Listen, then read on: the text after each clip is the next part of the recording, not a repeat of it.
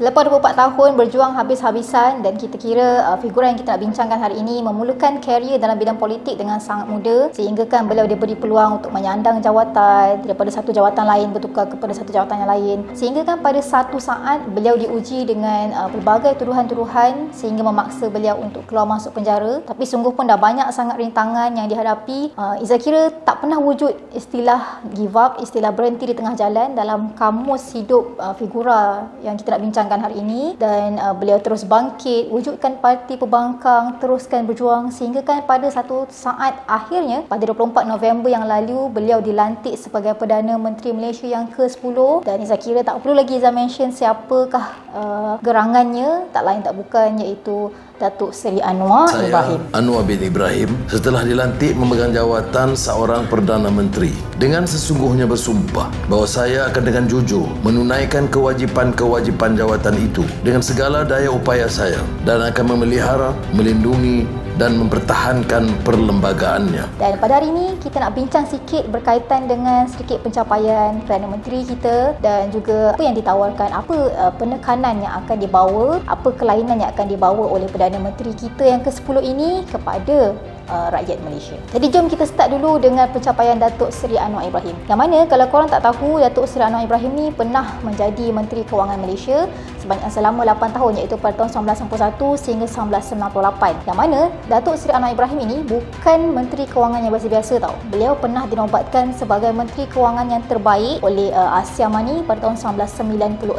Dan tak cukup dengan tu, ada satu majalah bulanan English ni yang mana mereka memfokuskan kepada konten-konten berkaitan dengan perniagaan dan juga kewangan saja, yang mana mereka pernah namakan Datuk Seri Anwar Ibrahim ni antara 4 Menteri Kewangan yang terbaik. Dan kalau kita tengok pula masa krisis kewangan Asia pada 1997, masa ni Datuk Seri Anwar Ibrahim sebagai kita punya Menteri Kewangan Malaysia lah, yang mana beliau memainkan peranan dengan menyokong prinsip untuk pasaran bebas. Kalau kita nak faham pasaran bebas ni macam yang mana jual beli ataupun harga semua tu ditentukan oleh pembeli dan juga penjual yang tidak melibatkan campur tangan daripada macam kerajaan. Kalau ada pun maybe sikit je lah. Dan antara inisiatif lain juga adalah dengan mengetengahkan hubungan perniagaan dan juga hubungan politik dekat Malaysia. Jadi ini salah satu inisiatif yang diamalkan oleh Datuk Seri Anwar Ibrahim pada ketika itu dan juga Perdana Menteri pada ketika itu iaitu Tun Dr. Mahathir lah. Jadi kita kira Malaysia berjaya menangani krisis kewangan Asia ini dengan agak baik jugalah. Dan Datuk Seri Anwar Ibrahim juga pernah menjadi pengerusi bagi jawatan kuasa pembangunan Bank Dunia dan juga tabung kewangan antarabangsa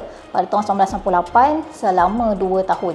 Dan Datuk Seri Anwar Ibrahim juga pernah menyokong satu inisiatif untuk menghentikan hutang-hutang yang melibatkan negara-negara yang miskin, terutama negara-negara yang terletak dekat benua Afrika. Dan itu kita tengok berkaitan dengan pencapaian Datuk Seri Anwar Ibrahim dalam bidang kewangan. Kita tak tengok untuk bidang yang lain juga. Dan kalau korang nak tahu, Datuk Seri Anwar Ibrahim juga merupakan salah seorang daripada 450 tokoh Islam yang berpengaruh dalam kalangan politik. Bukan Datuk Seri Anwar Ibrahim je, tapi isterinya iaitu Datuk Seri Wan Azizah Wan Ismail juga turut tersenarai dalam senarai ahli tokoh Islam yang berpengaruh ini. Dan tak cukup dengan tu, majalah The Times, kalau korang familiar dengan majalah ni, quite famous juga sebab ini majalah antarabangsa, yang mana majalah ini pernah menobatkan Datuk Seri Anwar Ibrahim ini sebagai salah seorang daripada 100 orang yang berpengaruh dekat dunia. Dan Datuk Seri Anwar Ibrahim je yang menjadi satu-satunya calon dekat Malaysia yang pernah tersenarai sampai ke tahap itu. Dan tak cukup dengan tu, kalau korang tengok dekat majalah ni juga ada menyatakan yang Datuk Seri Anwar Ibrahim ni merupakan salah seorang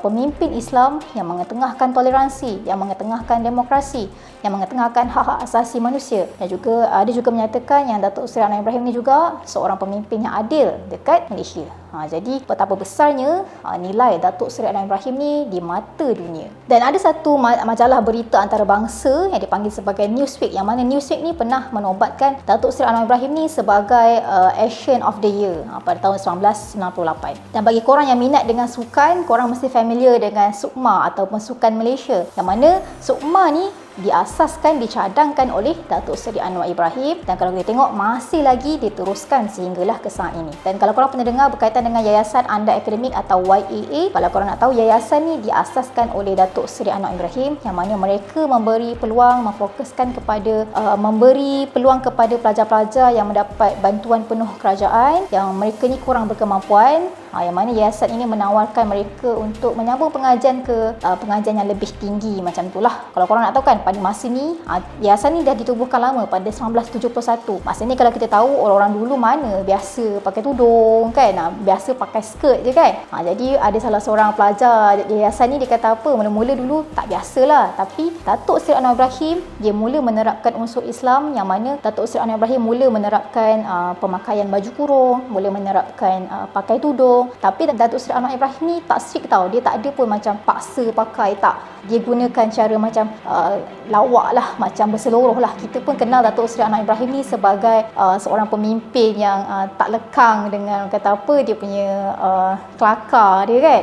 Jadi itu salah satu kata apa, usaha Datuk Seri Anwar Ibrahim untuk membawa Islam untuk diserapkan kepada rakyat. Okey, itu untuk sebahagian lah berkaitan dengan pencapaian Datuk Seri Anwar Ibrahim. Sekarang kita pergi pula, kita nak tengok kepada apa yang ditawarkan oleh Datuk Seri Anwar Ibrahim kepada rakyat, apa kelainan yang nak dibawa oleh Datuk Seri Anwar Ibrahim untuk pemerintahan pada kali ini. Yang mana Datuk Seri Anwar Ibrahim yang pertama sekali dia cakap, kalaulah Datuk Seri Anwar Ibrahim ni dilantik sebagai Perdana Menteri, dia janji untuk kecilkan kabinet.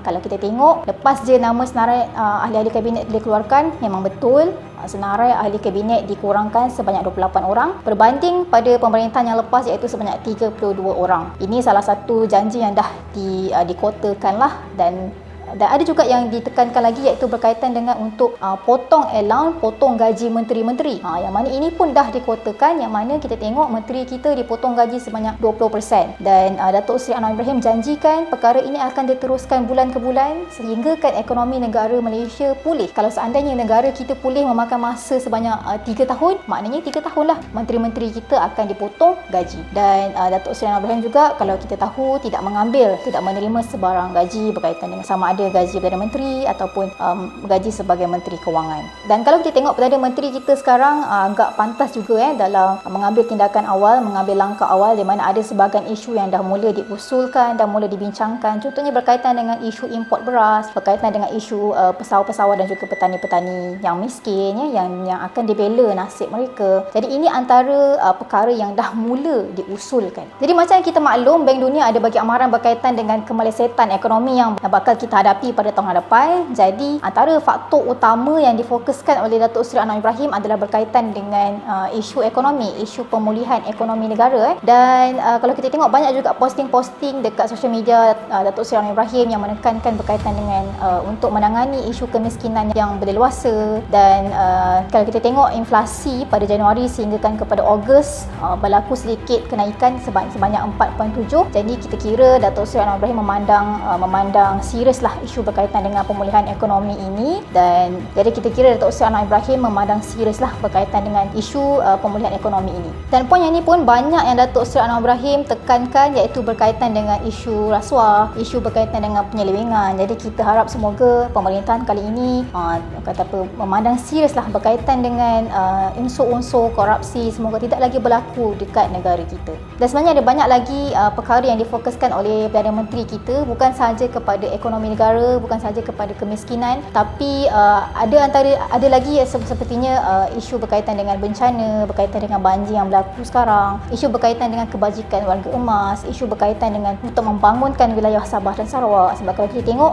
timbalan Perdana Menteri kita dan sebahagian daripada menteri kabinet juga terdiri daripada kalangan wakil daripada wilayah Sabah dan Sarawak. Dan kita memandang serius isu ini, dan bukan saja Datuk Seri Anwar Ibrahim memandang kepada memulihkan Semenanjung Malaysia, tapi juga cuba untuk menyeimbangkan daripada segi wilayah Sabah dan Sarawak juga. Dan saya kira setakat itu saja berkaitan dengan pencapaian, berkaitan dengan sedikit apa yang difokuskan oleh Datuk Seri Anwar Ibrahim, apa kelainan yang akan dibawa. Dan sudah pastinya tak semua daripada rakyat, tak semua daripada kita yang bersetuju, yang menyokong atas pelantikan Perdana Menteri pada kali ini. Tapi saya kira bila kita tengok kepada pencapaian yang telah diperoleh oleh Perdana Menteri kita, inilah masa emasnya untuk kita terus memberi sokongan, teruskan bersama-sama berganding bahu, terus fokus untuk memulihkan ekonomi negara kita dan untuk negara kita yang baru, untuk Malaysia yang baru. Jadi saya rasa setakat itu je untuk perkongsian kita hari ini. Jangan lupa untuk subscribe, untuk like video ni dan jangan lupa share juga dekat kawan-kawan korang. Boleh komen apa topik next yang korang nak akan datang. Jadi jumpa lagi. Assalamualaikum. Sama ada secara langsung atau secara tidak langsung, apa-apa perkara yang dibawa untuk pertimbangan saya atau yang akan saya ketahui sebagai seorang Perdana Menteri, kecuali sebagaimana yang mungkin dikehendaki untuk menunaikan dengan sewajarnya kewajipan-kewajipan saya sebagai yang demikian, atau sebagaimana yang mungkin dibenarkan dengan khas oleh Yang di-Pertuan Agong.